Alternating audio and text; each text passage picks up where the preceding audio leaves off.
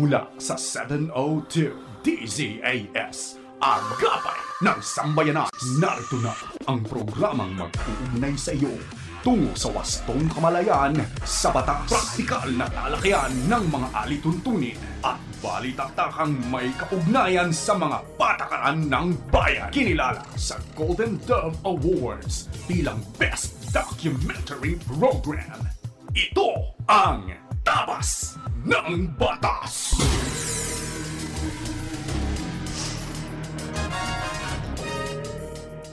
Isang magandang Sabado ng umaga sa inyo na nakikinig sa anumang bahagi ng Pilipinas, Luzon, Visayas o Mindanao at sa iba pang bahagi ng mundo.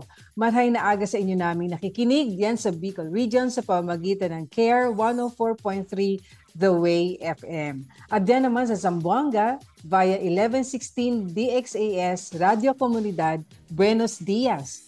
At sa mga listeners natin sa 1062 DXKI, your friendly voice sa Coronadal City, magandang umaga po sa inyo. At doon din sa ating mga kaagapay sa 1197 DXFE Davao City, kami po ay nagwe-welcome sa inyo. At sa mga nakikinig dito naman sa Metro Manila, walang sawa, tuwing Sabado na umaga, kami po ay bumabati sa inyo ng happy listening. Kami po ang inyong mga kakampi sa batas. Ako po si Attorney Chona Cruz Gonzales. At ako naman po si Attorney Jeremiah Belhica. Ito po ang iyong programang Tabas ng Batas dito po sa 702 DZAS FEBC Radio TV. Miyembro po tayo ng kapisanan ng mga broadcaster ng Pilipinas at napakikinggan at napapanood po sa Facebook at YouTube channels ng 702 DZAS FEBC Radio TV at sa Channel 185 sa Signal TV sa pakikipagtulungan po ng GCTV. At tayo ay sinasamahan din ngayong umaga ng ating cute crew na sina Absidi Ferrer, Phil Lagtapon, Minka Tiangco, at ang ating ProdText na sina Benjo Morano, Reggie Villena, Nathaniel Peralta, Jonathan Reyes, at RTV na sina Eileen Valdez, Wenmark Balatucan, Angelica Calayag, Raymond Paner, at yung mga kasama natin diyan sa Bukawi Transmitter site. At sa punto pong ito'y nais naman natin pasalamatan ating mga kaagapay na patuloy nating nakaka-partner sa FEBC. Sa tulong po ng Panginoon at sa inyo pong suporta ay 76 years na po nating naibabahagi ang tama at mabuting balita ng ating Panginoong Hesukristo. Sa mga nais naman pong maging bahagi po ng ministeryo po natin, maaari po kayong mag-message sa ating pong Facebook page ng 702 DZAS FEBC Radio TV o bisitahin nyo na rin po ang aming pong website na donatenow.febc.ph. One word po yan, no? donatenow.febc.ph para sa iba pa pong mga detalye. Okay, pero bago ho kami magpatuloy ni Attorney Chona sa amin pong napakadaming diskusyon ngayon, ay pagkaing pangkaisipan po muna tayo.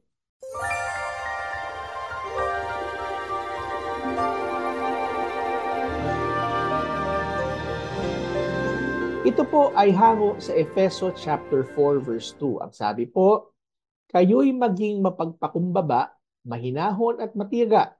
Magparaya kayo dahil sa inyong pagmamahal sa isa't isa.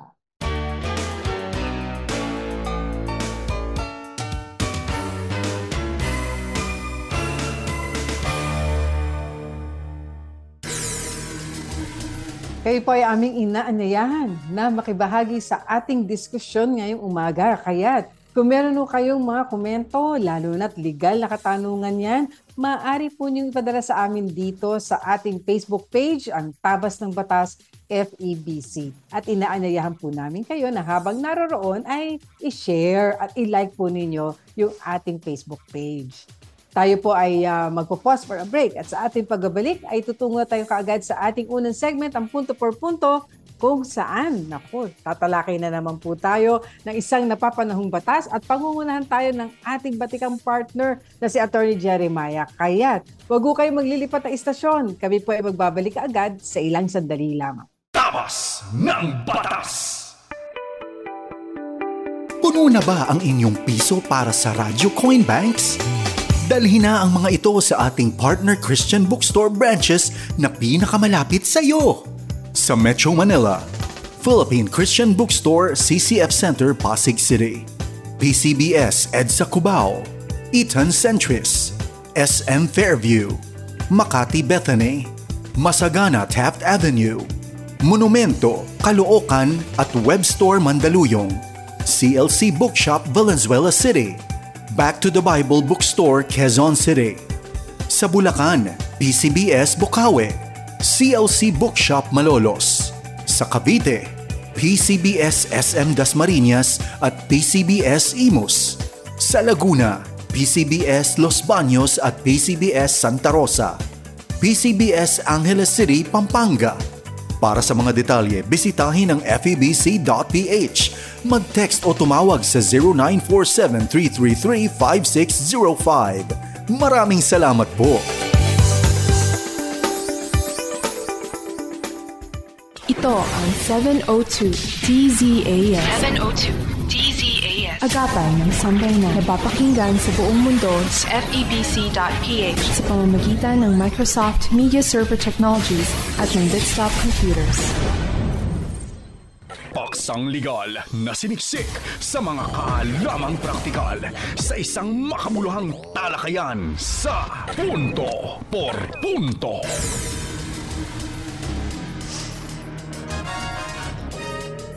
Alright, so tayo po'y nagbabalik muli sa ating programang Tabas ng Batas. Ako pa rin po si Attorney Jeremiah Belica. At ako naman po si Atty. Chona Cruz Gonzales at sa ating unang segment na punto por punto, napakahalaga ng ating pag-uusapan ngayong umaga. Kaya wag na natin pagtagalin. Atty. Jeremiah, ano ba itong napaka-interesting na topic natin na hango hindi lang sa ating batas, kundi mismo sa Constitution natin? Nako, pag-uusapan natin ngayon ay ang batas patungkol sa Filipino citizenship. Yan. Sino ba? Malalaman natin. Sino ba ang talagang At hindi naman kaila sa atin na nasa balita iyan kung kaya mainam na tayo mismo. Dahil tayo nga, pinanganak na kasi tayo rito sa Pilipinas. So, automatically, Filipino tayo. Pero, hindi ba? Ano ba yung talagang sinasaad ng batas patungkol sa citizenship and nationality? So makinig po tayo, lalo na yung mga lumaki dyan sa farm. But, para po aware po tayo. Para aware tayo dun sa ating usapin. Yes. Sino ba ang Pilipino? Okay. So, alright. So, una ho sa lahat, sino po ba? Ano po bang ibig sabihin ng isang citizen? No? Citizen, ayon po sa atin pong legal definition, a citizen is a person having the title of citizenship. Na siya po ay miyembro ng isang democratic community na nag-i-enjoy po ng full civil and political rights na pinoprotektahan din po siya sa loob man o sa labas ng kanyang bansa na kung siya na nakasasako po sa kanya. So kung ikaw po ay Pilipino at citizen ka po ng Philippines, ikaw po ay merong full civil at political rights na pinoprotektahan ng state, no, ng gobyerno ng Pilipinas sa loob man o sa labas man ng teritoryo. Kaya nga, attorney, meron tayong mga ahensya, no? Kahit yung mga nasa OFWs natin, sila pa rin ay pinoprotektahan at syempre, bumoboto pa rin yan mga yan kahit ng mga nasa ibang bansa because sila ay citizen ng Pilipinas. Ano po? So, maaring yung iba sa atin nagtatanong, ano ba ang pinagkaiba ng citizenship at ng nationality? Ayan, mahalaga yan. Kasi ang citizenship po ay ibig sabihin po nito ay membership sa isang democratic or political community. Kung saan naman ang isang nationality ay membership po in any political community, whether ito ay monarchy, autocratic, or democratic. Yan. So pag citizenship ka, mas democratic pala ang dating niyan, ano? Versus kung ikaw ay isang national lamang, kahit sa isang dictatorial or monarchical, ay pwede mong gamitin na ikaw ay isang national ng isang bansa. Kaya ang citizenship follows the exercise of civil and political rights, kung saan ang nationality naman does not necessarily automatically carry with it the exercise of political rights. So sa makatuwid, ang isang tao ay maaaring maging citizen ng isang country at a national naman ng isa pang bansa. Okay? Yan. Kaya mahalaga ho natin na maintindihan pala. Kaya malaking bagay pala.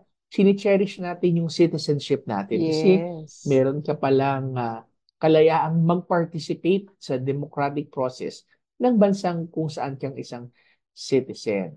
Okay.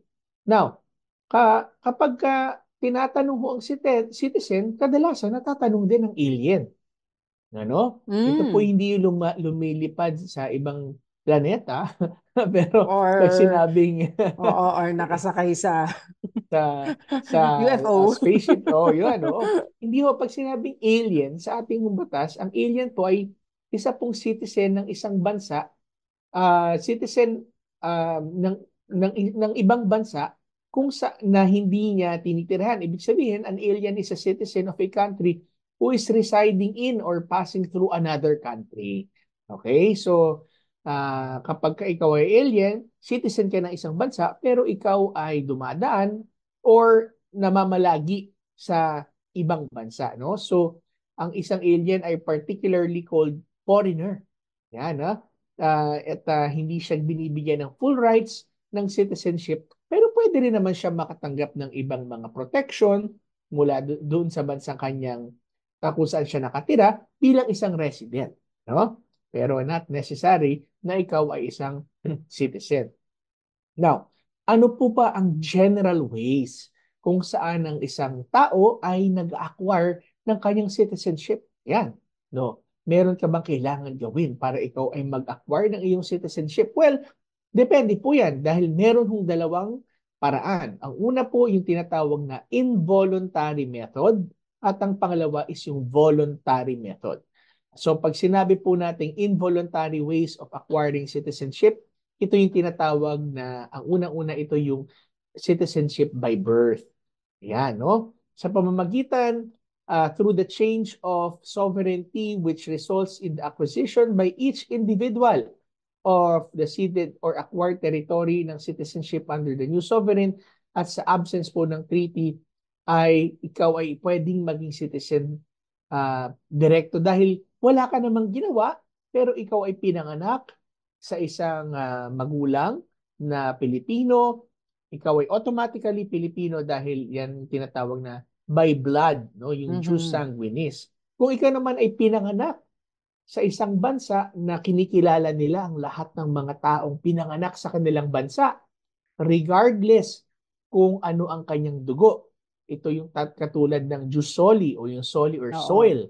Ikaw ay automatically na citizen nila katulad sa USA, no? Sa United States of America, basta pinanganak ka sa kanilang soil, ikaw ay citizen nila. Okay, so ang mga tao, whether jus soli or jus sanguinis, by blood or by place of birth, sila ay involuntary citizens ng kanilang bansa kasi wala na silang kinakailangan gawin. Automatic na nga ba, no? Ngayon, pag sinabing voluntary ways of acquiring citizenship, ito yung tinatawag na naturalization. Ano? At ang naturalization ay maaring ibig sabihin, ikaw ay nagiging citizen ng isang bansa sa pamamagitan ng pagkilos at paggalaw ng batas.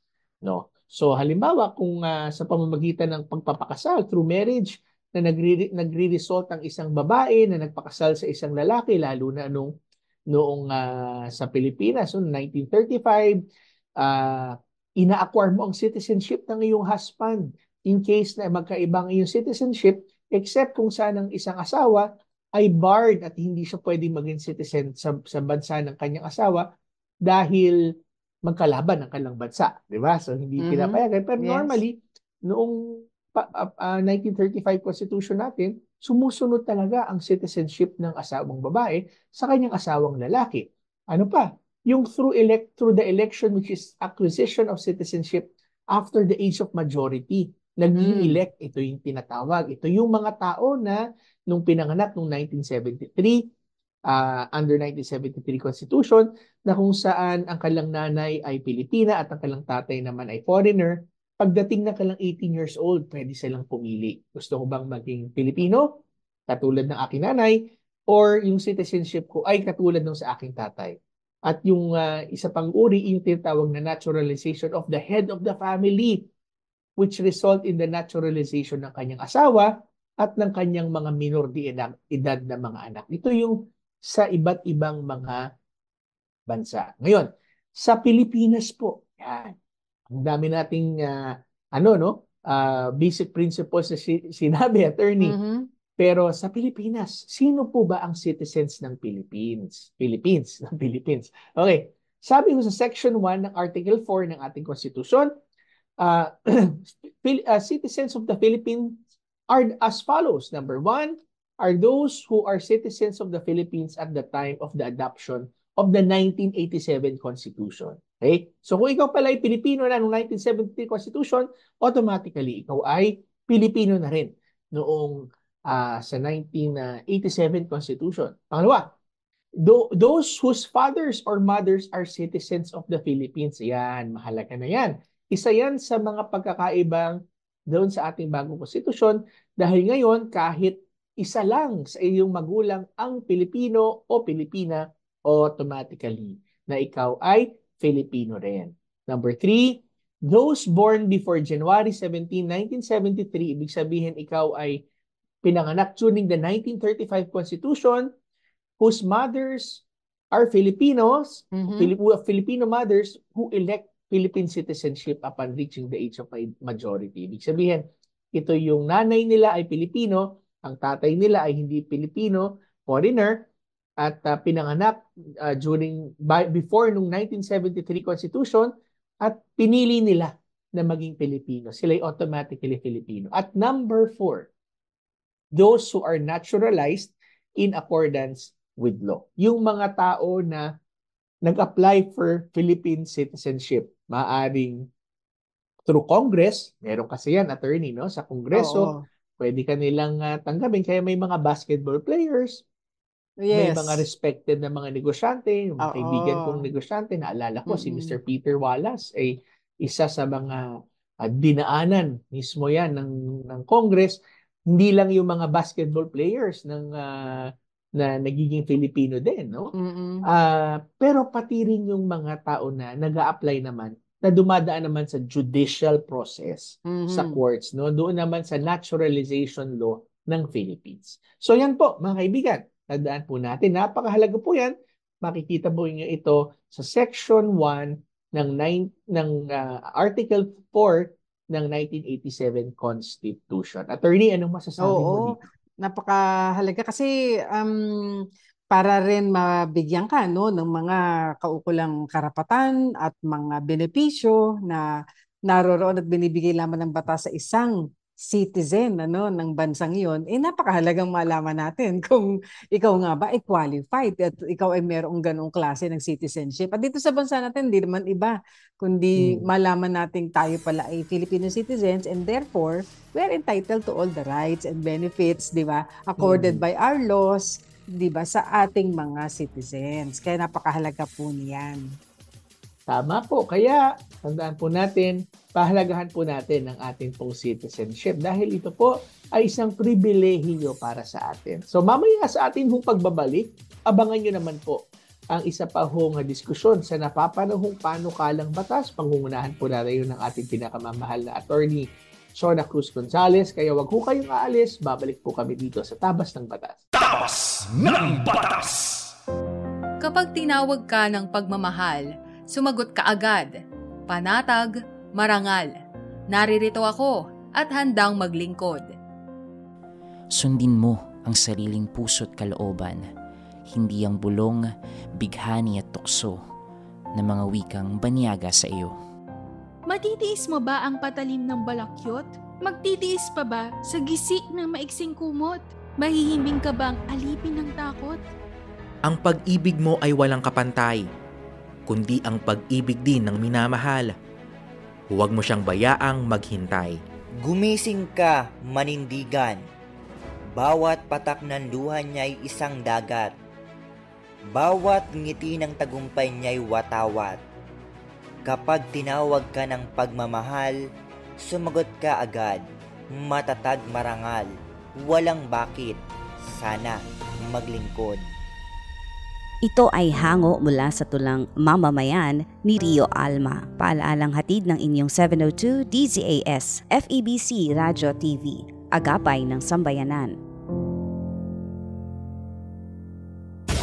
sa himpapawid mula sa Maynila.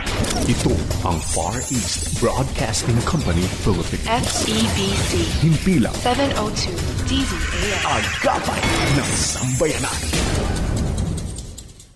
Pagbibigay linaw sa mga palapalagay, ugnay sa mga panukalang batas. Akala at panukala.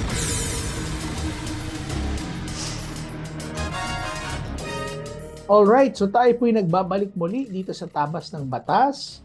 At nasa ating second segment na po tayo, ang akala at panukala. Na kung saan ay ipapaliwanag sa ating Attorney Chona ang isa pang napapanahong batas. Panukalang batas. Attorney, ano bang pag-usapan natin? Ito yung Senate Bill 2630. An act mandating employers to provide a personal finance education program. So may bahagi ng labor code na gustong i-amend, at ito yung may kinalaman sa magiging responsibilidad at obligasyon ng mga employers na magkaroon ng isang personal finance education program para sa kanyang mga employees. Nako, sipin mo, ba't kaya meron ganito, na kailangan may programa para sa finance education? Kasi nga daw, ang sabi ng International Labor Organization, yun daw financial education o yung pagkaroon ng kaalaman patungkol sa paghahawak ng pera natin, paghahandle nito, nandiyan na yung pagbabudget, pagsisave, pag-invest, etc. Key daw yan, susi, in ensuring that people, regardless of their income or social status, not only have access to relevant financial services, so yan na yung sa bangko, mga financial institutions, but also know how to use them effectively. So marami nga dyan, wala pang kaalaman. So ang sabi sa World Bank, ang World Bank sa kanyang publication na entitled Financial Education Programs and Strategies, Approaches and Available Resources, dinefine o binigyan ng kahulugan ang financial education as a tool for increasing consumer financial literacy. Marami sa atin, attorney, di ba, kapag nakuha na yung sweldo, 15 and 13, di ba, or sa end of the month, medyo, sabi nga nila, dumadaan lang sa aming mga kamay. Kasi naipambayad na sa utang, meron lang nabilin, barahil na parang baka for installment, or kung ano mang bagay yan na kinailangan nila. So, hindi na nila nahahawakan yung pera, meron ng pinaglalaanan kaagad. Kung kaya't ang sabi dito, yung financial education ay napakahalagang proseso by which financial consumers and investors improve their understanding of financial products and concepts, and through information, instruction, and advice, develop skills. So kailangan may skills din, and confidence to become more aware of financial risks and opportunities to make informed choices. So ito na yung siguro pag mag-i-invest, marami tayong nakikita online, di ba, na mga investment schemes. Nako, ingat ho kayo riyan. Kasi ang dali-dali, na isang click mo lang, di ba, makakapag-invest ka na, maitatransfer mo na yung funds mo, akala mo legitimate yung investment, hindi pala. Maging maingat po tayo riyan. Huwag kayong basta-basta po magkiklik ng anything na, siyempre gusto nyo lumago yung pera, o hindi kaya kayo ay, kasi ang dami pa rin, attorney, na nabibiktima na meron kasing tinatawag na easy money na scheme, di ba, na pag naglaga ka ng na pag naglaga ka ng ganitong pera, meron ka agad na double your money back, even triple. Naku, medyo sabi nga, if it's too good to be true, chances are it's not true. Kasi iisipin niyo, paano sila makapagbibigyan ng ganung kalalaking balik doon sa inyong mga investments? Kaya mahirap po yan. Kaya gusto po dito sa financial education program na ito na matutunan po, mas maging malawak ang ating kaalaman sa mga investment, sa pagsisave, sa pagiging out of debt, sa mga, di ba? Isa na nagpapahirap sa atin yan At maging aware sa mga financial risks. At syempre, may mga oportunidad naman dyan na legitimate, na pwede tayong maglagak ng pera pero kailangan po yung sigurado. Tapos alam din po daw kung saan hihingi ng tulong and take other effective actions to improve their financial well-being. So meron din palang ganun, ano? Sadly, ayun nga, nakakalungkot daw sa isang pag-aaral, it reveals, eto na naman, that the Philippines is at the bottom 30 of 144 countries in terms of financial literacy. And in a survey conducted by Bangko Sentral of the Philippines naman, o Bangko Sentral ng Pilipinas, shows that only 1% of surveyed Filipino adults answered the questions on financial literacy correctly. Hindi yata tayo nasama doon sa survey na yun. Oo nga. Or kung kasama tayo, baka bumagsak din tayo, di ba? No? So meanwhile, the publication, so may publication ulit, Financial Literacy, Insurance, and Investment Ownership in the Philippines, published in September of 2022, authored by Jared DeCelio of Japan University of Economics. Sabi, about 2 out of 10 respondents of a survey conducted could not get a single questions correct. About 43% got one answer correctly, etc., etc. And only 9% got a perfect score. So, ibig sabihin, ang baba nating sa financial literacy, no, ayon sa mga survey na to.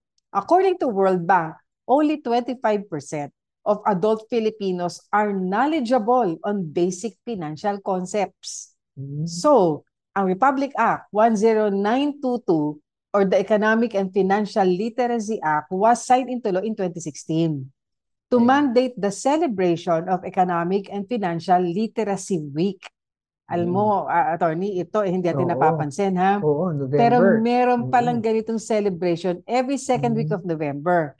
At ang sinasabi dito sa batas, the BSP and other government-related agencies and private organizations, dapat daw sila ay mag-implement ng mga programs to improve the financial literacy of our people.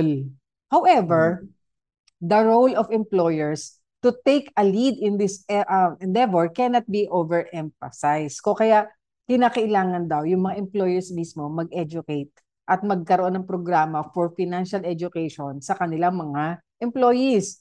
Kaya merong ganitong ipinapanukalang batas na dapat ang employers will provide free ito, the financial education program for all its workers and employees. This will benefit the employees and workers because it will give them the knowledge and skills to effectively and efficiently manage their resources and allow them to be financially stable.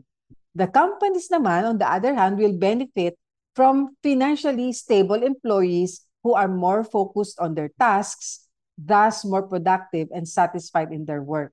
I think, not to mention, attorney, hindi magkakaroon ng na parang hindi lalakas yung temptation na sila ay mag-involve doon sa mga corrupt practices kung sila ay financially stable at nabigyan ng tamang values on how to handle their finances and how to be responsible, hindi lang sa own finances nila, kundi sa mga pinagkakatiwalang pera sa kanila, ng kanilang kumpanya o na ahensya ng pamahalaan kasi hindi kanila yan. Then, di ba, kung public funds yan, sa taong bayan yan. At kung sa kumpanya, of course, doon sa mga involved doon sa company at sa mga siniservisyohan nila. Yung bang ganong klase ng values that I think dapat isama rin dito, no, sa financial education program. Simple lang, yung idinagdag na amendment. Ang sabi rito, yung Article 217-A ng ating Labor Code, So pagdating sa Personal Finance Education Program, nakalagay lang na amendment. Every employer shall provide the free financial education program for all its workers and employees and will include, number 1, behavioral finance, savings, pangalawa, emergency and resilience fund development, debt management, investment, insurance, and retirement planning, and other applicable personal finance programs. Ang magiging lead agency ay Andole at in consultation with Bangko Sentral ng Pilipinas and other concerned agencies ng ating pamahalaan. So ano ang comment mo dito sa Nako. panukala na to, attorney? Well, ito ay normal. Basta pag sinasabing financial literacy, pinag-uusapan nito ang pera, no? Oo. So, paano isa-steward mabuti ang pera at siguro number one principle talaga dyan sa ating mga mananampalataya, ang lahat ng mga bagay ay pagmamayari ng Diyos na pinagkakatiwala sa atin. Siyempre, nandiyan din yung principle ng giving, tithing, Yes. at giving to the poor. Yes. At the same time, kailangan talagang hindi lang dun sa mga employees, pati yung mga business owners, Oo. kinakailangan na sila'y mag-update ng kanilang financial. Actually, I would always call it as wealth management kasi hindi lang pera ang minamanage mo, no? Pati yung mga ibang true wealth na binigay ng Lord, no? Family, relationships, Yes. lupa, Correct. those things na hindi basta-basta ginagawa ng tao. But more than that, supportive tayo dito na yung tinatawag natin na literacy. Kaso lang, comment ko dito talaga, pag natuto sigurong financial management yung empleyado, baka hindi na sila maging empleyado. Baka sila na yung Maging entrepreneur. mag-entrepreneur sila. So, Oo. we hope na this is really more on helping people plan, no? Plan their lives talaga. Oo. Kaya ang management, hindi lang finances, i-manage mo yung sarili mo on how to use the finances. Ayan. So yan po ang ating ipinaglingkod dito sa Akalat Panukala segment, ang Senate Bill 2630 o ang Personal Finance Education in the Workplace Act. Ayan. So magpo-pause lang tayo, no? Sandali. At sa ating pagbabalik, tutungo na tayo kaagad sa ating payo de asunto kung saan tatalakayin na natin at bibigyan tugon ang mga katanungang ipinadala ninyo sa amin. Kaya, huwag ko kayo maglilipat ng istasyon. Kami po ay magbabalik kaagad sa ilang sandali lang. Tabas ng Batas! Nung una pa lang, napuka muna ang atensyon ko. Marahil dala ng ating kabataan. Nagka-crush, nai-in-love. Ang laki ng pag-asa ko na magkakilala tayo. Nginitian kita. Nginitian mo rin ako. Bakit ba ang isang sako ng bigas kaya kong pasanin? Pero ang sabihin na gusto kita, hindi ko kaya. Secret love. Itinabi ko na ang mga laruan kong robot. Mas binigyan ko ng time ang sumulat ng mga love notes at gumawa ng mga Valentine's card. Iisa lang naman ang pinapadalang ko nito. Ikaw lang. Hindi na ako nagpapalipad ng saranggola. Mga pangarap ko na ang lumilipad. Ikaw ang nagturo sa akin na maging maginoo. Ipinakilala mo sa akin ang crush mo. Ano nga ba ang laban ni Robin kay Batman? Pero hindi ako talunan. Naipaglaban ko ang pag-ibig ko sa'yo. Ngayon, nanay ka na ng mga anak ko. Happy Hearts Day, sweetheart. Love, your superhero, Robin.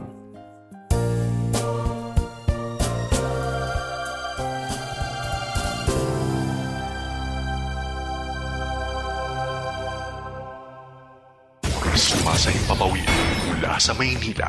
Ito ang Far East Broadcasting Company Philippines. FEBC. Himpilang 702 DZAS. Agapay ng Sambayanan.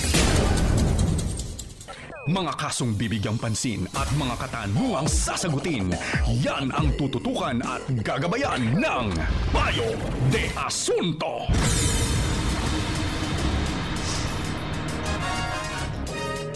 Alright, so tayo po ay narito na sa ating pong huling segment, ang blockbuster segment po natin na Payo de Asunto, kung saan sasagutin po or susubukan naming sagutin ni Attorney Chona ang inyo pong mga katanungang legal. Ayan, kaya't pakinggan natin, Attorney, ang unang katanungan na ipinadala sa atin ng ating listener. Magandang umaga po sa inyo.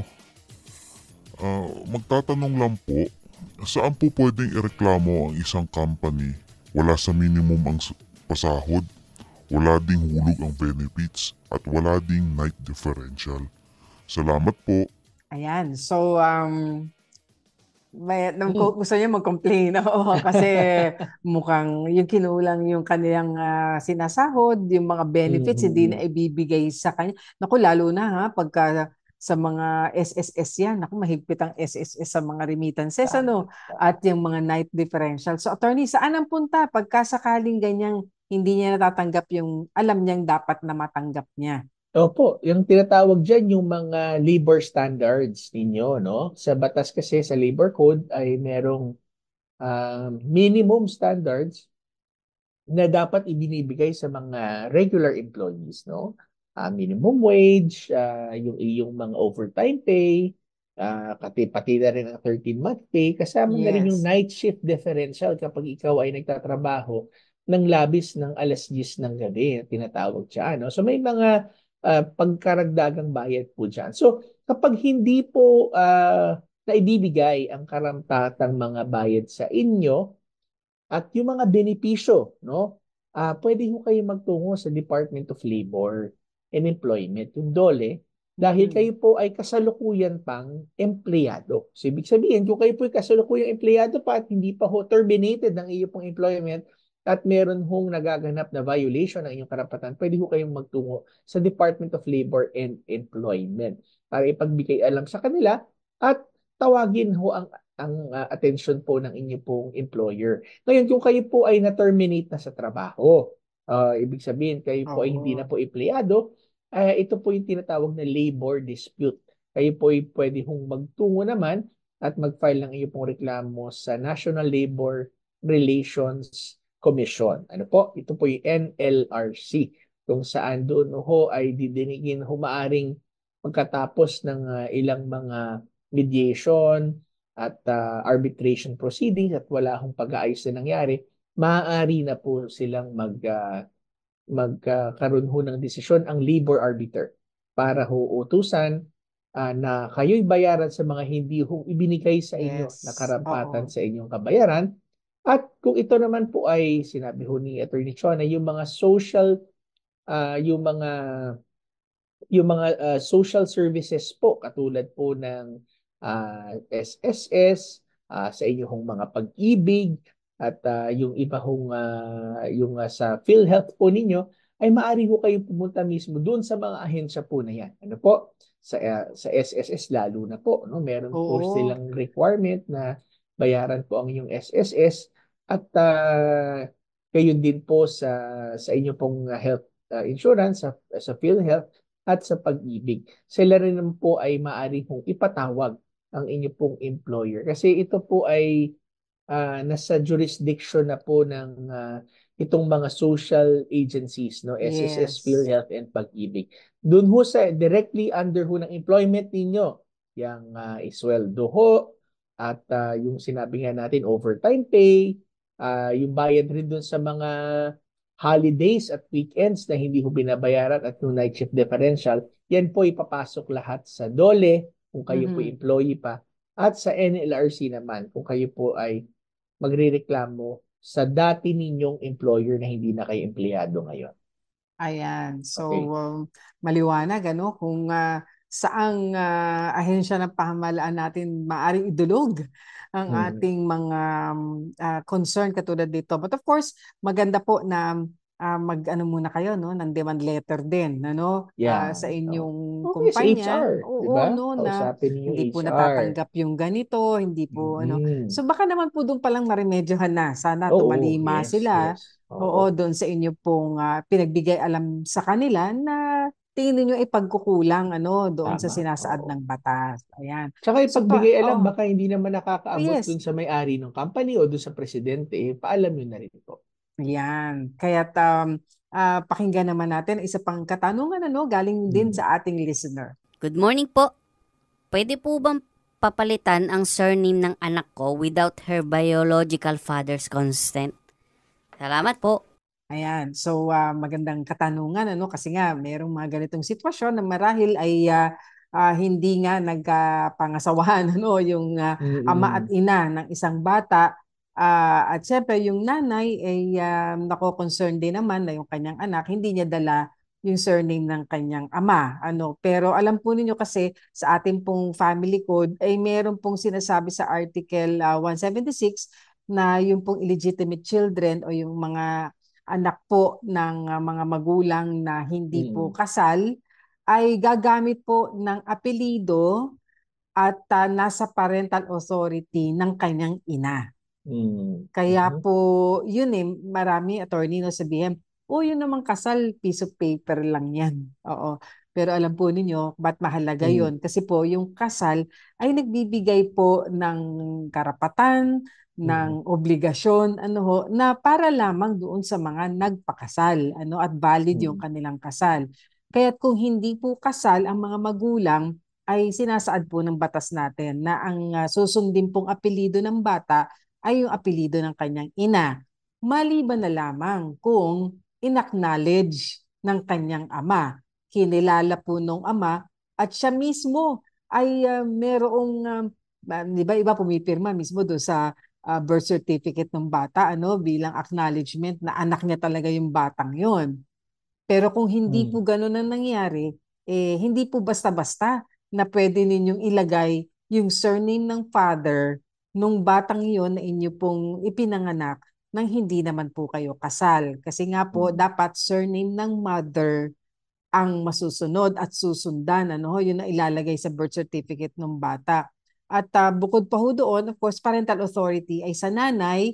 Gayon din ay entitled naman to support at maging sa inheritance. Pero syempre, iba po ang percentage ng inheritance ng isang legitimate child versus an illegitimate child. So, yun po ang aming kasagutan doon sa ipinadala niyong katanungan sa amin with regard to surname. So, Ayan. baka naman pumayag yung biological father, no? Kung hindi po, pwede pa rin ho kung kalaunan, biglang i-acknowledge po siya. Oo, ayan. Ayan. So, tungo tayo sa isa pang katanungan. Sabi niya, ang concern ko pa ay regarding sa house and lot na balak kong bilhin. Ang seller ay may titulo, tax declaration, deed of sale, galing sa previous owner. Ang arrangement nila ng previous owner ay sangla, tira. So sinanla, attorney, at habang nakasanla ay pwede na silang tumira doon sa property na yon o in possession na sila ng property. Pero ito ang isa sa clincher, attorney, may kasulatan na once hindi makabayad in a year, ay automatic mapapasa kanya ang house and lot at si new owner ngayon na pagbibilhan ko, may titulo na, complete documents na ang house and lot. Ang kaso, yung previous owner po ay nagpapasanglat tira din sa ibang tao. Ngunit illegal dahil wala silang pinangahawakan na kahit titulo dahil nabenta na nga ito sa new owner. Ang tanong ko po ito, maaari bang mapaalis namin ang mga illegal settlers dun sa house and lot once na mabili na namin yung house and lot? Or need pa ba namin ng abogado tungkol sa mga ganong proceedings? Attorney. Ganda ng situation. Una po sa lahat, medyo maraming na-touch na mga topics na pwede nating discuss. Yes. So, ang storya po dito, ulitin ko lang, merong yung nagtatanong po sa atin na atin pong kaagapay ay gusto niyang bilhin yung house and lot doon sa seller, pero yung seller po ay nabili niya ito sa previous owner, yung sa tinatawag na sanglatira.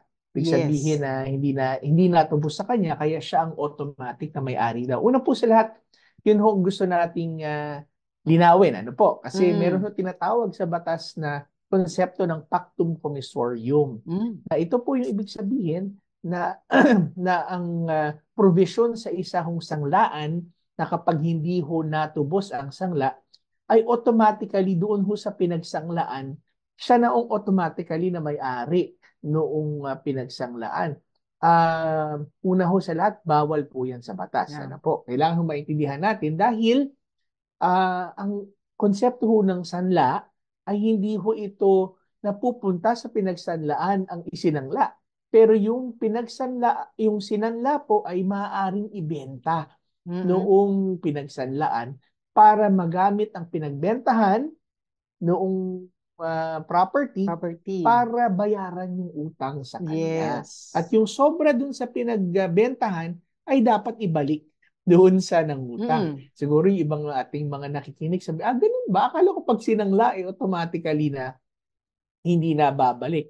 Yung ho kasi ibang nagsasanla sa bangko, sa ibang mga financial institution, ay pinipinalize na napakalaking penalty. Kaya bandang huli, Yes. ay nakukuha din ho ng bangko o kaya naman walang ibang nagbibid. O kaya pag dalawang beses nang sinubukan ibenta, wala hong bumibili, ay maaari na hong bilhin mismo noong pinagsanglaan. Okay, so sa tingin ko ho kasi dito sa inyo pong sinabi na sanglatira, ay mukhang nailipat na po doon sa unang sa inyo pong pagbibilhan Yes, ng that's property. right. Kasi kung nailipat na po yung titulo sa kanya, ay hindi na ho natin siguro kailangan gambalain pa kung ito pa ay paktong komisorium or hindi. Kasi kung ito ay nailipat na, ibig sabihin, doon sa bagong owner ng property ngayon, na nagbebenta sa inyo, siya na po ang may karapatan. Yes. Ngayon, ang tanong niyo po, mukhang yung dating may-ari na nagbenta sa kanya ay mayroon pa rin hong pinagagamit na iba, pinagsasanlaan. Ang sagot ho, bakit ho nagpapatuloy yon? Ibig sabihin, Yes. ito po ba'y may pahintulot noong bagong owners? Kasi kung wala po, tama po kayo, ito po'y illegal. At yung Yes. tao po mismo na nagrerenta po dyan, ay dapat alam ho nila yan na wala rin ho silang karapatan. So, ang dapat niyo pong gawin ay tanungin ninyo yung nagbebenta sa inyo kung bakit merong ibang nagpaparenta bukod sa kanila. Okay? Tsaka baka sila ho ang pwedeng mag-demand na ho na umalis yung mga may-ari po na yan. Ay yung illegal settlers. Illegal settlers. Ngayon, kung nais nyo pa rin hong bilhin yan, ay maaari naman. Kaso lang nga ho, kayo po ang kakargo noong responsibilidad na magpaalis po doon sa nagre-renta na yan. Ayan po. No? So, tama ho kayo. Baka kakailanganin niyo po ng abogado doon. Pero mas mabuti po kasi na kausapin niyo na po yung inyong pagbibilhan at alamin po ninyo kung bakit ho hindi ho umaalis yung mga tao. At sila po ba ay tinangkanan nilang kausapin at para ho paalisin. Ano po? Siyempre, doon na rin sa original owners, kamusta ho ba ang kalang relasyon? Sila po ba ay nag-aaway? O sila po ba ay pumapalag pa na ayaw nilang ibigay yung kanilang bahay? Dahil may impact po yan sa inyo pong konsiderasyon kung bibilhin niyo pa po yan o hindi. Yes. Ayan. So, nawa po ay nagkaroon ng kalinawan sa inyo. At kung meron ng follow-up question, maaari pa niyo ipadala sa amin. Pero please make reference dito sa question na to para alam namin kung ano po yung naunang katanungan na aming tinugon. So, meron pa isang katanungan. Interesting din yung katanungan na ito at marahil ay tutulungan din natin ang mga kaagapay natin na maaari may similar situation. No? Sabi niya, meron po akong lote na binili para sa church. Pwede po ba akong mag-issue sa kanila ng deed of donation na maglalaman ng certain conditions to protect the church itself against the personal interest of the assigned pastor and members so that the lot will only be used for church purposes only. Alam mo, nakakatuwa din yung yung heart of generosity rin niya, no? Oo. At pwede po 'yan. May tinatawag nga po tayong conditional donation na kung saan ay yung inyo pong donasyon na gagawin ay iyan po ay magi-impose kayo ng mga kondisyones, ng mga limitasyon, ng mga nais ninyong mangyari at talagang i-specify niyo po riyan na iyang property na iyan ay for church services only or purposes only at iyan po ay direktang idinodonate ninyo doon sa church at hindi po sa mga tao na namamahala ng church. Maaari po yan. Ngayon, paano kung sakali pong dumating yung panahon na bagamat merong ganyang kayong kasulatan na conditional donation, hindi matugunan, hindi na makasunod doon sa mga kondisyon na inyo pong inimpose doon sa deed of conditional donation, ay ang mangyayari po niyan ay parang na-revoke na yung donation.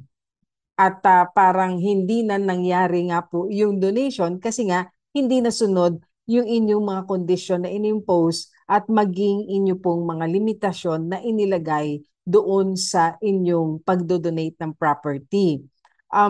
Ito po ay, of course, nakasaad naman sa batas yan, attorney, no, na yun ay isang ground for revocation ng donation, yung non-fulfillment of conditions.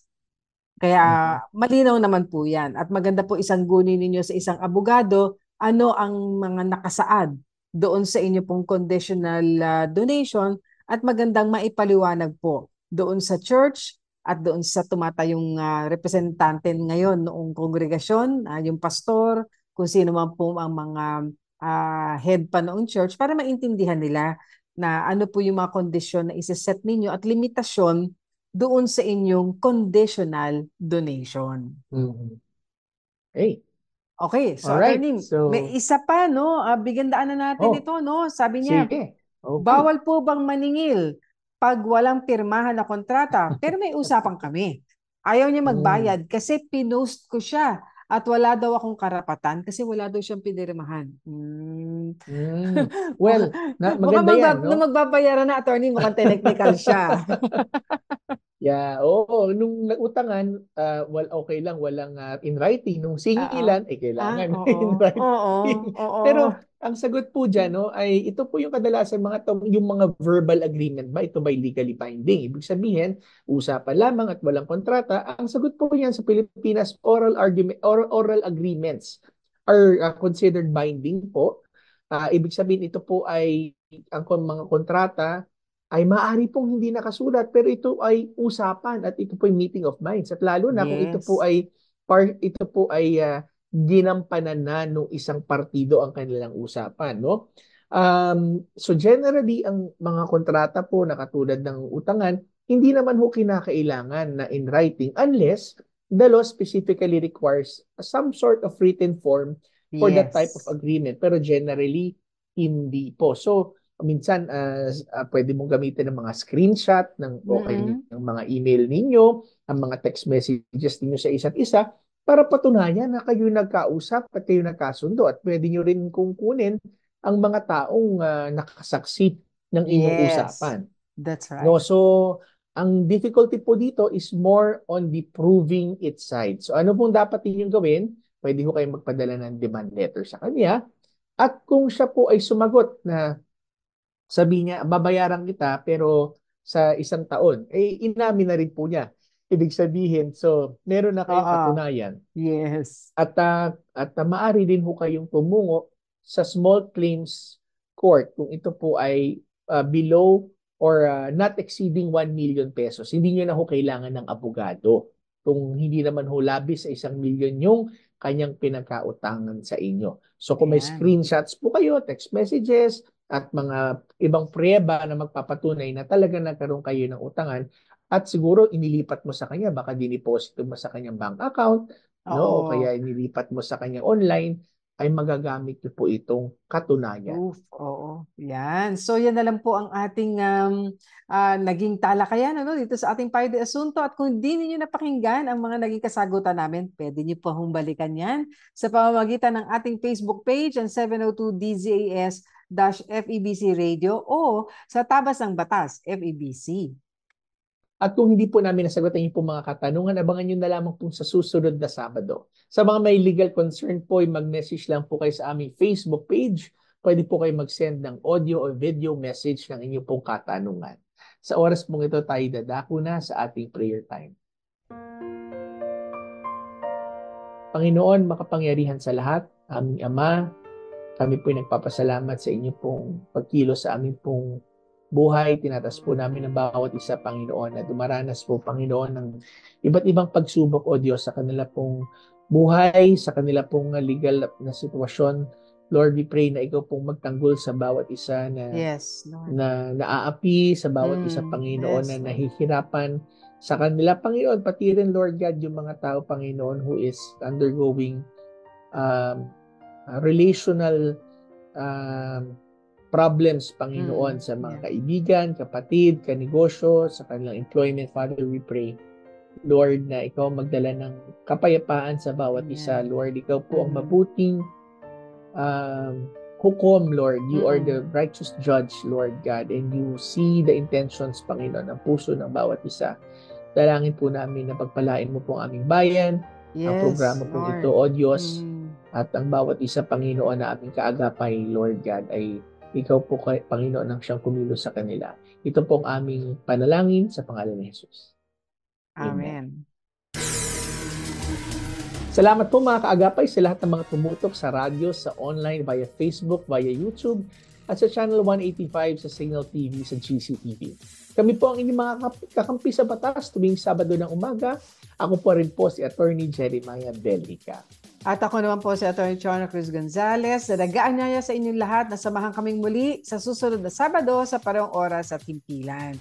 Kaya't lagi po nating tatandaan, kung uunawain at susundin, kakampi mo ang batas. Nais po naming makarinig mula sa inyo.